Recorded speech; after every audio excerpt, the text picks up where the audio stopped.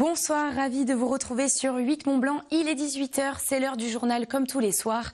Au programme de ce mercredi 9 avril 2025. Nous reviendrons sur l'annonce de la fermeture de l'usine Dynastar à Sallanches, en cause d'une réorganisation de la production du site qui produit des skis depuis 1963. Cette fermeture suscite de nombreuses réactions, nous le verrons. Et puis nous irons rencontrer de jeunes trailers à Bride-les-Bains qui ont suivi un stage dans le cadre d'une formation de haut niveau dispensée par l'équipementier Brook. Les détails à suivre dans quelques instants. Je vous l'évoquais en titre, le couperet est tombé ce mardi soir pour les 57 salariés en CDI de l'usine Dynastar à Sallanches. Le groupe Rossignol, propriétaire du site, a présenté un projet de réorganisation de sa production. Cette nouvelle configuration entraînera donc la fermeture de la dernière usine qui produit des skis en France. L'annonce officialisée ce mardi est un gros coup dur pour les employés, mais aussi pour tout le territoire du Mont-Blanc. Pour justifier ce choix, Rossignol déclare vouloir recentrer ses activités en Isère, à Saint-Jean-de-Moiran et en Espagne. Nous avons pu rencontrer Georges Morand ce mercredi matin. Le maire de Sallanches ne cache pas son désarroi et sa colère. On l'écoute tout de suite. C'est une grosse perte pour la commune parce que c'est l'identité de Sallanches. Dynastar fait partie de la ville de Sallanches. Mais ce qui est le plus affligeant, sont des gens qui travaillent depuis des années, qui ont un savoir, qui fabriquent un ski de haut de gamme, on peut dire, et qui aujourd'hui se retrouveront sans emploi.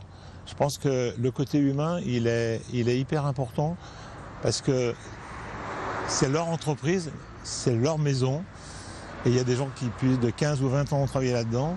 Et en fait, la richesse qu'ils ont amenée à cette entreprise, c'est un savoir, mais c'est aussi ce côté humain qui fait partie de l'entreprise. Aujourd'hui, oui, il y a une démarche humaine à avoir. Et puis, ce que je n'arrive plus à comprendre, c'est quand on a une industrie qui est brillante, qui fabrique même des champions. Vous avez vu Clément Noël qui a gagné cette année sur Dynastar, et Dieu sait s'il était brillant, qu'on n'est pas capable de protéger notre industrie. Et c'est la manne de l'argent qui fait ça. C'est pas ni la qualité du produit, ni l'intérêt des gens. C'est qu'il y a des gens qui cherchent à voir leurs dividendes en fin d'année, ce qu'ils vont gagner. Le reste, ils s'en foutent complètement. Donc on est dans un monde qui est comme ça, qui n'est pas simple à vivre. Mais je pense que quand on a un État, il a un rôle à jouer, et l'aide ne le joue pas du tout. Vous l'avez entendu, le maire de Sallanches déplore le manque d'action de l'État pour tenter de préserver le site. Sébastien Germain a contacté Xavier Roseraine, député de la 6e circonscription de Haute-Savoie. Lui aussi réagit à cette fermeture, on l'écoute tout de suite. C'est un vrai gâchis parce qu'on a une entreprise industrielle française qui fabrique des skis au pied du Mont Blanc depuis 1963 qui s'arrête. C'est un gâchis parce qu'il y a 60 personnes aujourd'hui qui avaient un vrai savoir-faire et qui vont pas pouvoir le réutiliser à proximité. Et puis c'est un gâchis parce qu'il y a de l'argent public qui a été injecté par la région en 2021 et sans aucune garantie de contrepartie de l'entreprise de garder le site ouvert. Je me rappelle à l'époque où la région fanfaronnait en disant on va sauver l'entreprise et moi je suis très content qu'on mette de l'argent public pour aider nos industriels, mais à ce moment-là il faut une contrepartie et on peut pas aujourd'hui aider une entreprise et quelques années après cette entreprise ferme. Depuis 2017, le gouvernement et l'ensemble des premiers ministres ont aidé les industriels en baissant les impôts de production, en baissant les impôts sociétés. On a remis vraiment l'industrie au cœur de notre économie. J'ai vraiment écrit à la ministre, Madame Vautrin, pour que, en fait, les salariés puissent être reclassés, que les responsabilités qui sont du groupe Rossignol soient bien respectées et qu'on puisse accompagner ces 60 personnes. C'est un service qui devrait faciliter les futurs déplacements de certains habitants. Depuis quelques jours, les communes des sources du lac comme Faverges, La Tuile, Chevaline ou encore Saint-Féréol sont désormais desservies gratuitement par un TAD, transport à la demande. Ouverte au public de plus de 65 ans ou à mobilité réduite temporaire ou permanente, cette nouvelle navette relie en tout une 50aine de lieux sur le territoire. Et depuis son lancement le 1er avril, elle fait le bonheur des retraités, comme l'a constaté notre journaliste Fanny Savard. C'est un service que Carmen Villa, retraitée favergienne de 76 ans, avait hâte de découvrir, le tout nouveau transport à la demande de la communauté de communes. Installez-vous.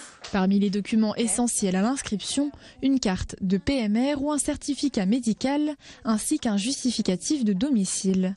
Ce transport à la demande, ça ne fonctionne que sur le territoire. Vous ne pouvez pas aller à Annecy, vous ne pouvez pas aller à Albertville. Moi, j'aime bien savoir comment ça fonctionne. Et puis, comme j'ai un petit souci de santé, je me dis, si jamais je ne peux plus conduire, il faudrait quand même que je puisse être autonome encore longtemps. Voilà, c'est dans ce sens-là. Parce que déranger les gens, moi, je ne sais pas faire. Donc, je trouve que c'est très intéressant. Ça faisait déjà quelques années que c'était demandé sur le territoire. Donc, ça a été mis en place depuis le 1er avril, donc la semaine dernière. Dès que ça a été mis en place, j'ai reçu une inscription. Et 2 jours après, j'ai donc une personne qui utilise déjà le trafic, puisqu'il tourne déjà sur le secteur. Ce service est accessible gratuitement aux personnes en situation de handicap permanent ou temporaire, ainsi qu'aux personnes âgées de plus de 65 ans. Pour les retraités qui représentent près d'un quart des habitants des Sources du Lac, ce dispositif va permettre un retour à la mobilité et surtout à la vie sociale, comme l'espère le club des retraités de Faverges. Quand je vais à la salle et puis qu'il n'y a qu'une personne qui peut venir, qui habite pas loin, c'est pas intéressant, quoi. Donc on a décidé de fermer. Et on est ouvert maintenant que le mardi et le vendredi. Et donc on a 3 personnes, 3 couples qui nous font du convoiturage. Là ça va pouvoir changer, on va essayer de refaire le lundi et puis le jeudi, vendredi et mardi. 4 jours au moins par semaine. Rampe d'accès, siège amovible et système d'attache pour fauteuil roulant. Dans ce nouveau véhicule, tout a été pensé pour faire voyager les usagers en toute sécurité. En fait, on met 4 sangles, alors une à chaque extrémité, donc le fauteuil a 4 sangles à chaque bout et ça bouge pas du tout. Ça, c'est pour tendre et détendre. Alors une fois qu'on a mis ça, hop, et après on tend avec le bouton là. Pour tester le nouveau dispositif, il n'a pas fallu plus d'1 minute pour trouver des candidates vite conquises par le minibus. C'était pas tant, c'est formidable. On va pouvoir se promener, voilà, sortir. J'ai pensé que c'était formidable et moi il y a très longtemps que je demandais ce service, donc j'en suis doublement satisfaite. En réservant leur trajet la veille avant 16h par téléphone, les bénéficiaires peuvent ainsi se déplacer dans une 50aine de lieux sur tout le territoire avec un total de 20 trajets par mois. Avez-vous déjà entendu parler du Brooks Trail Project? Lancé en 2021 par l'équipementier Brooks, cette académie de trail accompagne chaque année des jeunes sportifs à fort potentiel dans leur développement. Santé, nutrition, entraînement, les athlètes bénéficient au quotidien d'un suivi de très haut niveau qu'il faut aussi savoir gérer en parallèle des études. Jules Demeur les a rencontrés lors de leur stage à Brides-les-Bains. On regarde son reportage. Âgés de 15 à 21 ans, ils feront peut-être partie des futurs grands trailers de demain. Réunis depuis une semaine à Brides-les-Bains pour un stage, ces 10 jeunes appartiennent au Brooks Trail Project, une académie de trail créée il y a une dizaine d'années.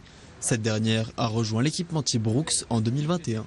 On souhaitait créer ce qui n'existait encore pas en France. C'était un pôle de formation pour les jeunes, de manière à leur apprendre pendant plusieurs années la discipline trail, mais de manière raisonnée, responsable et puis vraiment tranquille, quoi, j'allais dire. On n'était pas là pour les amener tout de suite à faire borner.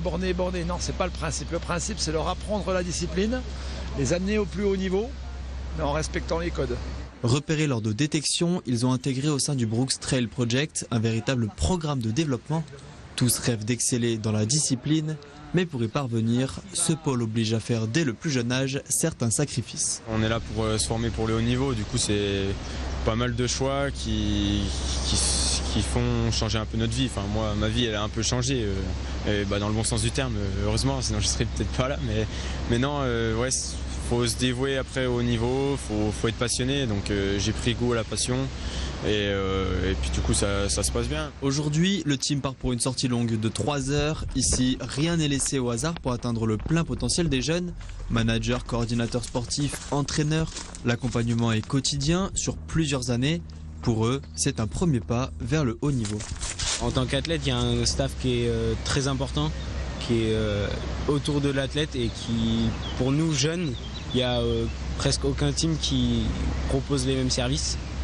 Et avec le médecin, le nutritionniste qui est arrivé là cette année, ça apporte vraiment beaucoup de choses dès le plus jeune âge, donc c'est vraiment cool. Réunis sur 4 stages dans l'année, le programme au sein de l'académie ne dispense pas pour autant des études.